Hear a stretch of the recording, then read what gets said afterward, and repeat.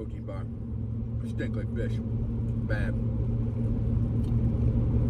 So that was my first strong arm robbery, you call it. Snatch and grab. But so years later,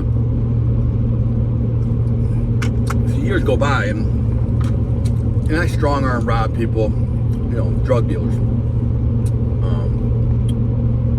Essentially, all drug dealers.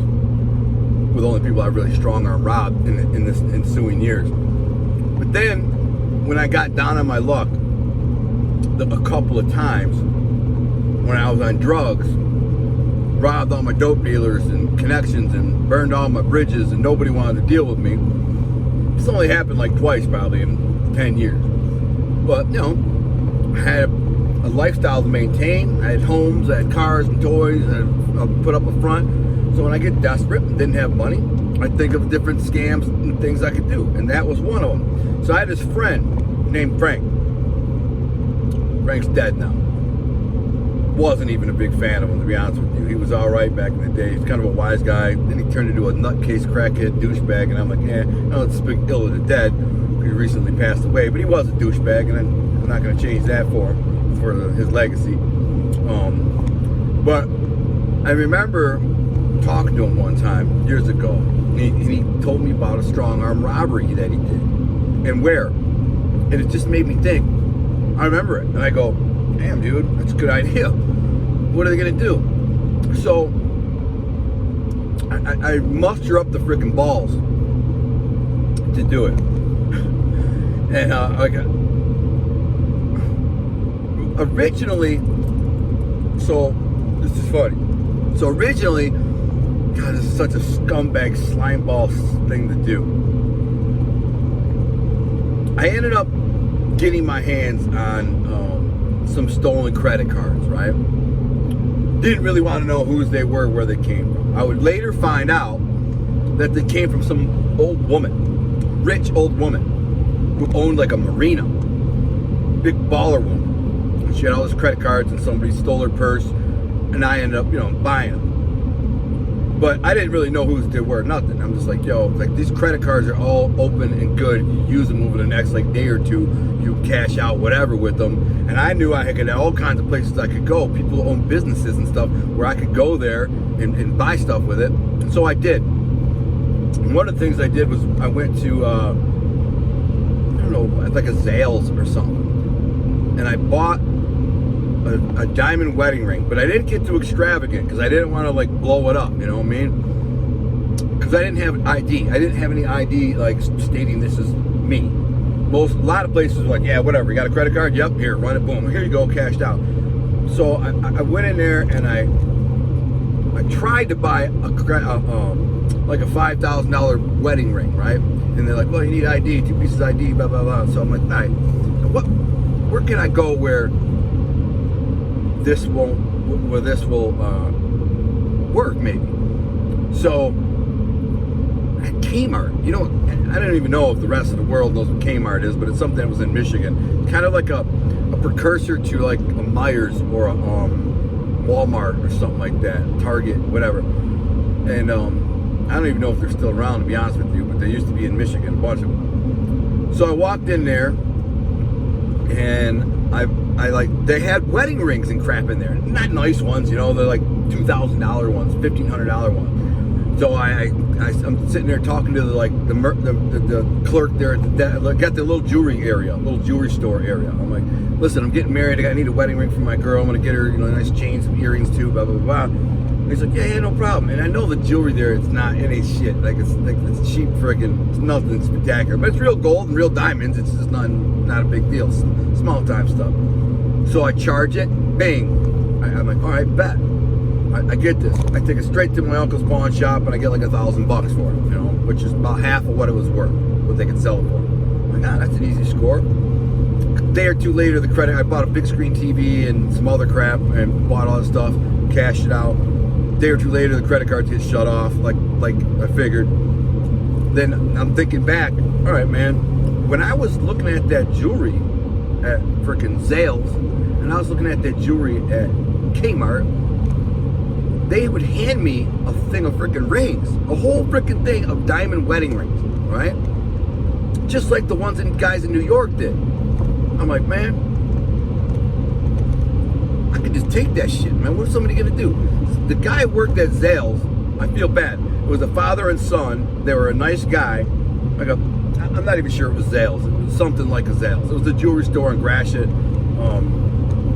Nice place. Real nice guy. The father and son, a real nice guy. And I went in there and I this one I had my Ninja. So it must have been summertime. Parked my Ninja like around the corner in the back. Left the key in it. Walked in there and said, you know, I want to check out some of these wedding rings. And they had a finger, like a little stand with a finger. And the finger was like 3 or 4 different rings. Nice rings though. Rings that were worth like anywhere from $3,000 to like $6,000 or $7,000. So they weren't cheap wedding rings. They were pretty freaking nice. They weren't huge $20,000 freaking rocks, you know what I'm saying? But they were nice. So I said, man, let me check those out, man, for my wife. And as soon as they freaking handed them to me, I just freaking slide them off, put them in my pocket, and walk out. And the guy's like, is this guy really robbing us? You know, and I almost went, joking, I'm just kidding, and like, you know, psyched him out and then took off running. But I didn't. I just took it, put it in my pocket, turned around, walked out the store. It wasn't a store where they buzzed you in. The police station was like a mile down the road. So I'm assuming they probably think no one's going to walk in there and just strong arm rob them. But the police station, it wasn't even a mile down the road. The police station's like a half mile down the road. I'm sure, I think it might have been on the corner of 12 Mile and there's a jewelry exchange in Marshall's Mall in 12 Mile in Gratiot, but this was across the street from that place. So I'm gonna feel bad because somebody's gonna remember and know those people and be like, dude, did you guys get strong arm robbed one time years ago by this big white dude? And then we go, yeah, and like, yeah, well, I know him. He's just talking about it on YouTube. What are you gonna do? Past statute of limitation. I'm my bad. I'm sorry I did that. It was a horrible thing to do. Hope you got your insurance money and yada yada yada. So I walk out with, I don't know, I mean, like probably $12,000 worth of rings. Go right down to the freaking pawn shop, my Uncle Pete's pawn shop or his boy's pawn shop. They pop the diamonds, melt the gold. They get like $5 grand. I mean, this is easy, man. But it's very risky too. So then I did the same thing at Myers. So they had some gold chains at Myers, little jewelry department, right by the exit. It's right there. Like you couldn't have made it. Like, why would you put the jewelry 50 feet from the exit doors? You know what I'm saying? Well, you should put them in the back. You know what I'm saying? Dummies. I wonder if they ever reconfigured that or figured it out, because I went in there, same thing, got a couple of chains, and just basically, while the cashier chick was like distracted with some other people, she turned around and I was acting like I'm looking at you. I just took the change, put it in my pocket, started walking out, not running, nothing, not walking out. So I get about 50 feet and she's like, hey, where you going? Hey, you didn't pay for that. She's like yelling, right? So I'm like, what? And I acted like, who's she talking to? And she looks over and there's some black dude. There's two black dudes, right? Security dudes, you know, but they're undercover and they're standing right there. She's like, hey, right there, he just stole some change or whatever. He said, you know, she just took some change. And they start walking towards me, right? And I just start walking out and they start saying, hey man, you know, stop right there, man. What do you got on you? What'd you take? Blah, blah, blah. And I'm like, get the F away from me, man. The guy starts coming towards me. I said, get the frick away from me. The guy grabs me. I choke him. I said, get the fuck off me, man. I'll freaking break your jaw, man. Back the frick up. The guy goes all the way out to my car. He's following me the whole way. So, sir, you gotta come back with me, sir. You gotta. I said, if you put your hands on me, dude, I'm gonna freaking kill you, bro. You put your hands on me, I'm gonna freaking break your jaw and blow your head up. Blah, blah, blah. The whole thing. I said, back the F up. One of them, like, ran inside to get more help or maybe called the cops, whatever. And the other dude, who was a pretty big dude, he's like on me the whole time trying to stop me. Don't touch me. And then I get back to my car and I'm sure I must have covered my plate too, because I ain't stupid. I'm not stupid. I used to always cover my head. It's like a t-shirt. Take a t-shirt, like tuck it on the plate so he hides the plate. And I get to my car, I start getting in my car, he grabs me. And I turn around and bam! I just freaking knock him out. I know what to do, man. I know how to knock a guy out. So I start getting in my car and he tries grabbing me and I just turn around, jaw jack, wham, boom, knock him out. He falls down, slaps against the other car. He's out. Jump in my car, back out. And I remember when I backed out, was pulling away, here comes some guys running out. I'm like, whatever, I'm out. It wasn't the most smooth strong arm I ever did. I almost got caught. had they had a couple more dudes, they probably would have been able to, you know, contain me. But I think they looked at me and said, he ain't no bitch, we're gonna need help. And you know, because the other guy was like a regular 180-pound dude.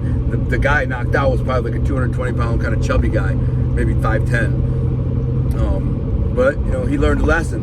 And those guys they're told not to freaking like put up a fight, you know, with a guy like me. It ain't worth it. I'm like, what are you making? Freaking $9 an hour, bro? I actually said that. I said, bro, what are you making, $9 an hour, man? You gonna risk your life? Get the frick away from me, man. You gonna risk your life? Get the frick out of here. Do my job, dog. Man, you can stop. Nah, bro. Get the frick away from me. I said, you put your hands on me, man. You'll regret it. I said I will kill you, is what I said. I'll kill you, bro. I'm the wrong guy. I said, you put your hands on me, I'll blow your effing head off. Back the frick up. But you don't want to pull a gun. Because if you pull a gun, it's not strong arm robbery, it's armed robbery. So there's a big difference. If you get busted and go to jail for strong arm robbery, a couple years, you know what I'm saying? Armed robbery, if I pull a gun and say get away from me, now I just arm rob them, you're talking 20 years. You can get up to 20 years for that. It's literally carries 20 years. Doesn't mean you'll get it, but you could, and you'll likely, you know, an armed robbery, you'll definitely get 5, 6, 8, 10 years. If you have a record like mine, which was a mile long. So that was, I'm trying to think if I did it. I know I had to have done more. I just can't remember them. They'll probably pop on my head at some point. But other than robbing weed, strong arm robbing weed from some weed dealers, that's the type of crap I did. And I'm not proud of that, man. I'm actually pretty ashamed of it, because think about what a scumbaggy thing to do that is. Just walk in and, oh, Maloof's. Maloof's was one place that I got. Yeah. I knew I got Maloof's. Another place. Same thing. I got one ring at Maloof's. Just a big nugget ring with a diamond in it. They were kind of tight. They chased me out too. And I can't believe I didn't get busted for that one, man.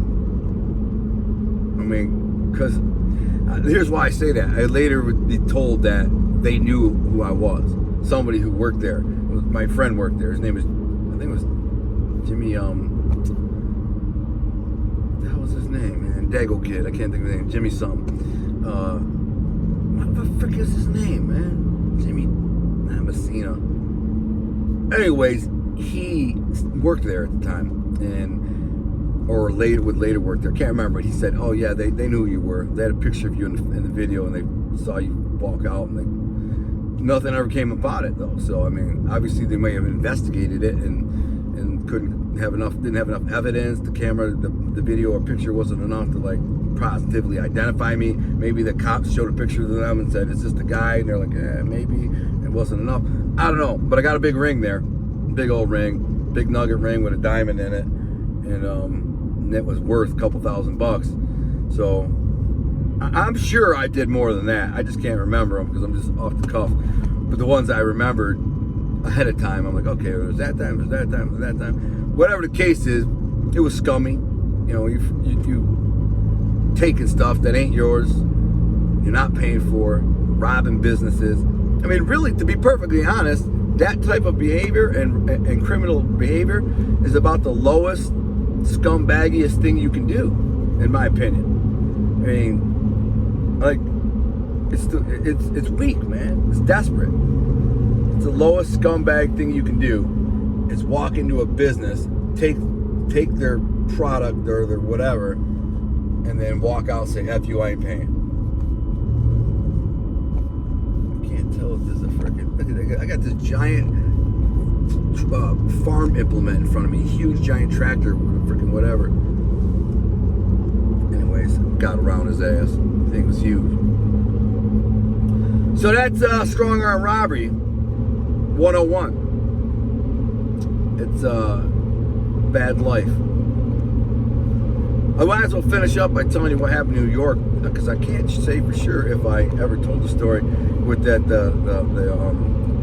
I was robbing this Cherry Hill textile plant. That's where I got the checks too, stolen checks. They were business checks, a whole book of them. I got to tell that whole story, man, because we blew up Brooklyn with them stolen checks, and we had people that would cash them, but they burned us within a couple of days or a week. That was all over Brooklyn. Don't cash these checks. But man, we got like $40,000 worth of checks cashed in a couple of days. Oh man, we were popping bottles and having a good time after that. I found these checks while we were ransacking this building that's been closed for 12 freaking years, and it was like in an old office. I found these freaking corporate like payroll checks, and if you were printed them digitally, they would cash them. If you hand wrote them, they wouldn't. And so, anyways, so we were stealing all these textiles, and I paid this crackhead chick and her boyfriend to load up a van and take me down to my buyer, which was Topolino, and the name of the business was Topolino. The guy who's a dress maker, woman's designer. That's a whole nother freaking story in itself. Long story, man. And I think I told it before too I think I told it on YouTube when I was on the run in New York. I can't remember the name of the show, but the dude that I end up hooking up with from the New York Fashion Expo, that's how I met him. I'm not gonna tell those, even get into it. It's just a crazy story. But I ended up hooking him on the line to a Lucchese loan shark for like $70,000, and it was my job to pick up the freaking vig every week. And I felt super bad about it because the guy was way over his head. And then right before I left to come home from New York, the guy asked me to get another loan from them for like, I don't know, 100 grand, and he's going to buy a bunch of sugar from Brazil or something, or wherever it was, and then he was going to flip it and be able to pay everybody back, right? So they gave it to him, and the sugar came in and didn't get like FDA approved because it was tainted, blah blah blah blah. And now this mother effer's in like $170,000 deep on this freaking in the mob's pocket. And I left. I was like, they're going to end up killing this guy, man. He's never going to freaking be able to pay him. Never. Probably still paying. Sucker. Yeah, he had this girlfriend, young girlfriend that was she liked to do coke and party and whatever, just kind of like, he was like a Steve, like a sucker, man. A young girl freaking flash her titties and give him a blowjob. This guy would do anything. I'm like, what an idiot. So I have these freaking crackheads take me down there to dump it off at Topolino, this textile. And it's like $4,000 worth of fabrics, you know. And so I get like $4 grand for it. And the crackheads see I get all this money, and they're like, you're gonna give us more money. I actually said drop me off at this. I was gonna go to the Nike. I went to the Nike headquarters in New York City in the garment district. I'll get some new shoes, and I should do a little shopping, and I'll head back to Brooklyn on the subway. So I'm like, drop me off. So they stopped. They're like, you're gonna give us some more. I'm not giving you freaking no more, man. I said $75. She said, yes. All right, here's $75. Beat it. Go get your freaking crack rocks. When they stop at the light, I just open the van doors and I'm out. And I start walking, jumped out, and I walk. I don't even look back at the chick because I'm like, hey, I'm out. Walking to the Nike headquarters, this place is all busy, and it's crazy, there's people everywhere. And I hear, hey mother effer, you're gonna give me some more money. And I turn around, and it's this freaking chick. She was a Rastafarian chick who could sing real good, pretty black girl, but she looked ghetto as hell right now. She had no shoes on, barefoot, in the Nike headquarters, barefoot, looked dirty, like she ain't showered in days. She's kind of grimy, freaking tore up from the floor up clothes, outfit. She's got a baseball bat. And she said, hey mother effer, you're gonna give me more money. I turned around her. This is where I pulled the Detroit card on her ass. I said, listen. I said, bitch, I'm from Detroit. You swing that bat on me, I'm gonna take that bat and beat your motherfucking head in. You got that? I'm the wrong one. Swing that bat and see what happens. I'll smash your freaking crackhead head and I'll get the fuck out of here. I said 75, you got something. I ain't giving you shit and you ain't taking it. So beat the fuck out of here. Girl's the DNR. And she looked at me. And I literally like, get the fuck out of here. And I turned around and walked away, and she kind of stormed off. I'm like, yeah, exactly. The thing is, like, your boyfriend couldn't even come in and do it. The bitch had to do it. The bitch. Not the boyfriend who was kind of a stocky black dude who I knew didn't like me. But the chick's gonna come in the New York headquarters with a baseball bat and tell me I'm gonna pay more money. Bitch, I'm the wrong mother effing one. I will take that bat and freaking put it straight up your ass, woman. Anyways, that's an episode of Strong Arm Robbery. Hope you enjoyed it. Geez, my dad has been following my YouTube channel, And I'm, we must listen to some of these stories and go, what the F is wrong with my son? Like, where did I go wrong? Yeah, Dad, you went wrong. You went wildly wrong when I was about freaking 4. Started beating my mother, being a drunk, being a douchebag, and then this is what happened. I ended up, basically letting my uncles raise me. And here's my uncles thought it was funny to freaking turn my mind into a crime, one-man walking crime spree at all times. And so here we are, and you're gonna listen to these shows 30, 40 years later and hear what a freaking maniac I was. Strong arm robbery really wasn't like a maniac thing. It was not something I enjoyed, but it wasn't something I was really scared to do either. It was kind of just easy. If I needed money and I just thought of it, I'm like, oh, man, I can do that. So I'd case the place out. I'm like, all right, I'm going there and freaking snatch, walk out, run out, whatever, and boom, a couple $1,000. I got a couple $1,000 in my pocket. It's not much, but it'll last a couple days, week. It buys me a week to figure something else out, or re-up, or wait to do this, that. That's what life was about on the streets back then for me. It was always, and so many people who listen to this, who have been drug addicts or just street hustlers or whatever, they know what I'm talking about. They can relate. A couple $1,000 gets you through to the next lick, the next week, the next whatever, pays your bills. You come, all of a sudden you got a bunch of bills to pay. You need a couple $1,000. What do? You go out, rob something. You go out, hit a lick, score, whatever. I was never a thief, so I didn't really steal. I didn't go out and steal things, but I would rob things. You know what I'm saying? I just felt like stealing was below me, which, some people are good thieves and they're good at stealing, and stealing's better than robbing, but in my mind, I felt like if I'm going to steal something, I'm going to take something. There's a difference between stealing and taking. Stealing is when you creep up and you take it and you get away with it and they don't know. Taking is when you walk right up and say, listen, I'm taking this, and you ain't going to stop me. It just felt like I felt more, I don't know, whatever, manly, I don't know, less of a punk, I guess, if I take, because I had some thieving ass friends, man. Ricky was a thief. Both my friends named Ricky were thieving mother effers, and I knew a bunch of freaking thieves, and I always thought they were scumbags. It's slimy ass thieves, creep through somebody's window when they ain't home and steal from them, and it's like a little weasel, If I'm going to take something from you, I'm just going to freaking punch you in the mouth and take it. End of story. Anyways, make sure you like the video. If you got this far in the video, I hope you like it. I hope you were entertained by it. It's not something I'm proud of. I just want you to know that today, I'm very proud that I live an honorable Christian life with integrity. I don't steal, rob, take. I'm ashamed of those times and days. I think when I can tell these stories to you, and you think, yeah, man, you are a freaking scumbag, but you're not today. So it just goes to show you how a person can change and will change if there is the will, and God is the faith behind it. So don't look at what I was doing as like something to glorify or glamorize the things that I did. Look at what I do now, and today as a change man is something to glorify or glamorize. Like, hey, you changed, you turned it around. So hope you enjoyed the show. Make sure you like, share, tell a friend, and help me out. Anyone who super chats on my live stream, I'm giving gifts away. I have a bunch of signed books from various authors from my show. I want to give them the books that they give me to give away, and that way when somebody super chats, I'm not selling the books for that, but I want to say, hey, thank you for the super chat. Let me give you something in return. So here's the book, signed copy from the author, and a lot of good books, and maybe you like to read, get free books, some t-shirts I got going. I got a bunch of clothes in the back I'm shipping all around. Badass varsity jacket, all kinds of dope stuff. So check me out. You know I do. I'm out.